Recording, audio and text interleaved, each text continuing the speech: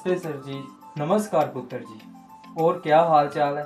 तुम्हारा तो नीट का एग्ज़ाम था ना, कैसा गया? सर सिर्फ 500 नंबर बने हैं। सर मैं बहुत ज़्यादा डिप्रेस हूँ सर। मेरे को कुछ नहीं पता चल रहा मैं आगे क्या करूँ। मेरे को कहीं ना कहीं ऐसा लग रहा है कि तुमने ना टेस्ट कम दिए हैं। जी सर, आपको कैसे पता चला? सर मैंने स्टार्टिंग के 2 महीने टेस्ट दिए थे सर। यही तो बात है। लास्ट में आते आते मैंने टेस्ट नहीं दिए, कोई फुल मॉक टेस्ट कुछ नहीं दिया।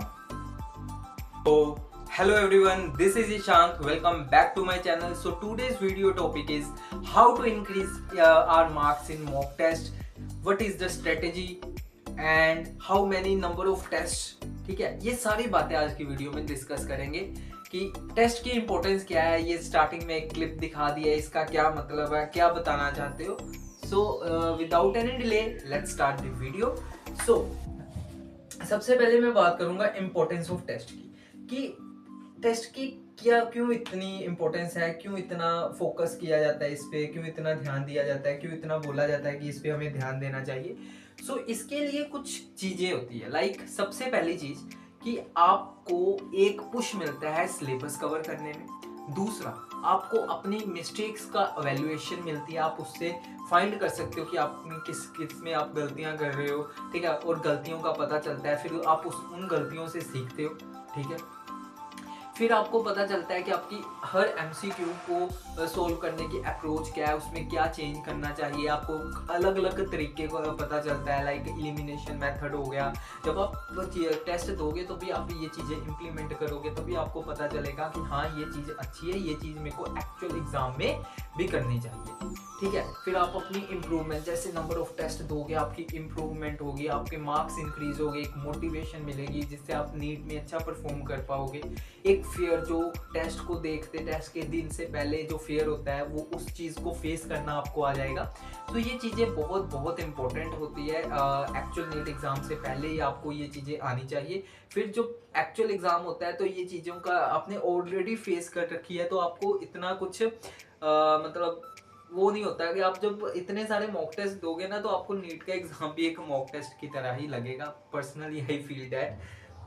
अब नेक्स्ट चीज हम स्टार्ट करते हैं स्ट्रेटेजी। स्ट्रेटेजी क्या होनी चाहिए, टेस्ट को अप्रोच कैसे करना चाहिए। तो सबसे पहले स्ट्रेटेजी में मैं बताऊंगा कि किस सब्जेक्ट के से शुरू करना चाहिए। पर्सनली मैं क्या करता था, मैं सबसे पहले बायो अटेम्प्ट करता था, उसके बाद मैं केमिस्ट्री, एंड देन उसके बाद अपनी फिजिक्स, ठीक है। फिर आपको जब फॉर एग्जांपल एक स्ट्रेटेजी में एक चीज आप याद रखना कि कभी भी अगर कोई क्वेश्चन नहीं आ रहा तो उस पर अटक नहीं जाना, आगे फॉरवर्ड मतलब आगे बढ़ते रहना चाहिए, ठीक है। ये नहीं है कि एक क्वेश्चन नहीं आया तो वहां पे अटक गए, बाकी सारे आते जाते वाले क्वेश्चंस भी चले जाएंगे ऐसे। तो फिर आपको पता चलेगा कि जब आप क्वेश्चन छोड़ दोगे, ठीक है, लाइक आपने क्वेश्चन छोड़ दिया, अब उसको मार्क कर लो, ठीक है। मार्क करने के बाद लास्ट में, या जब आप सेकंड राउंड में चलोगे, सेकंड राउंड में आगे बताऊंगा कितने राउंड करने चाहिए जब एग्जाम देना है, तो उस टाइम उन क्वेश्चंस को देखो, ठीक है। फिर एक चीज और है, स्ट्रेटेजी में ही OMR फिलिंग को भी इंक्लूड करूंगा मैं। क्यों, कुछ लोग बोलेंगे कि आपको क्वेश्चन जैसे जैसे क्वेश्चन किया वैसे वैसे OMR फिल करो, अपने अपने पे भी डिपेंड करता है। मैं पूरा पेपर करने के बाद करता था, और कुछ ये जो मेरा तरीका है, कुछ इसको समझते हैं कि ये सबसे खराब तरीका है, बिकॉज इसमें क्या होगा कि गलतियों के चांस होते हैं। ये चीज मैंने भी फेस की है, हाँ बिल्कुल गलती के चांस होते हैं। इसका बेस्ट मैंने क्यों नहीं ये चेंज किया, क्योंकि मेरे को जो चीज ये थी ना कि क्वेश्चन के बाद करना चाहिए, ये चीज मेरे को काफी लास्ट टाइम में पता चली कि इस तरह से आपकी गलतियां कम होगी। तो उस टाइम पे ये भी टिप थी कि आपने जिस तरह साल मेहनत की है, अगर आपने पूरा पेपर अटेम्प्ट करने के बाद ही OMR फिल की है, तो लास्ट एक्चुअल एग्जाम में भी वैसा ही करो। तो मैंने इसलिए अपनी स्ट्रेटेजी चेंज नहीं की थी। बट अगर आप अभी से टेस्ट दे रहे हो तो आप दोनों तरीके अपनाओ। एक क्वेश्चन का किया, OMR फिल की, फिर पूरा पेपर करने के बाद OMR फिल की। इसके बाद आप एक ये भी चीज कर सकते हो, like subject wise OMR filling. तो आप तीनों करो, तीनों करके देखो कि आप किस में अच्छा परफॉर्म कर पा रहे हो, किस में आपकी गलतियां कम हो रही है, तो उसी चीज को आप एक्चुअल एग्जाम में करना, ठीक है। अब आते हैं हम कि कितने राउंड में पेपर करना चाहिए। तो पर्सनली 3 राउंड में पेपर करता था मैं। पहले राउंड में जो आता है, लाइक पेपर मिला, आपने ये नहीं जो दिमाग में क्लिक किया, जैसे फर्स्ट क्वेश्चन क्लिक किया कर लिया, ऐसे फटाफट करते चलो, ठीक है। जहां रुक गए वहां पे इतना टाइम वेस्ट हो जाएगा कि पता नहीं चलेगा। सो मैं ये बोलूंगा कि मतलब फर्स्ट राउंड में जो क्वेश्चंस दिखाई दे रहे हैं, वो आपके दिमाग में कंसेप्ट आ रहा है, उसको उसी टाइम करते चलो। फिर सेकंड राउंड में आओ और फिर से एक बार पेपर देखो, और जो क्वेश्चन क्लिक कर रहे हैं, आप पहले नहीं किया अब कर गया, तो तब आप दूसरे राउंड में वो क्वेश्चन अटेम्प्ट करो। और तीसरे राउंड में लगाना है तीसरे राउंड में लगाना है टाइम ज्यादा। जो दूसरे राउंड तक मैक्सिमम आप OMR फिल कर चुके होने चाहिए। उस तीसरे राउंड में आप क्या करो, फिर जो क्वेश्चंस नहीं बने उस पर ध्यान दो, ठीक है। तीसरा क्वेश्चन है कि what is right time to start the test. अगर आप किसी बैच में हो तो उसके पहले टेस्ट से ही आपको शुरू करना चाहिए। अब कुछ बच्चे आएंगे कि मैंने टेस्ट नहीं दिए, मेरा इतना टाइम निकल गया, अब मैं क्या करूं।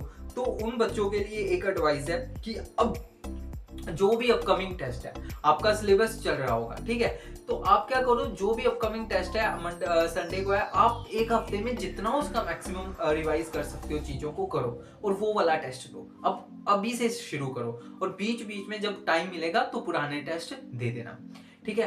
और क्या गैप रहना चाहिए, एक ये भी क्वेश्चन था कि कितने दिनों के गैप के बाद टेस्ट देना चाहिए। स्टार्टिंग में 15-15 दिन का गैप होना चाहिए, जैसे जैसे टाइम पास आता है फिर हफ्ते का गैप होना चाहिए, ठीक है, ऐसे आपको जाना चाहिए। फिर अप्रैल का महीना आ जाता है, फिर एक दिन 2 दिन छोड़ के भी टेस्ट देना सही रहता है। कुछ वीडियोस में बोलते हैं कि मैं रोज टेस्ट देता था, मैं एक दिन में 2-2 टेस्ट देता था।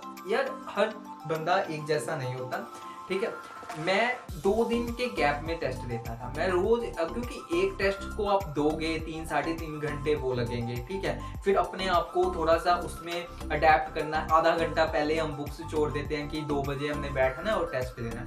उसके बाद उसको एनालाइज करोगे पहले खुद से, क्योंकि एक जो ऑनलाइन स्टूडेंट्स हैं वो खुद से तो सब कुछ करता है, फिर खुद से आप OMR चेक करोगे और मार्क्स बनाओगे, फिर उसको एनालाइज करोगे, फिर मिस्टेक्स देखोगे, फिर उसको राइट करोगे।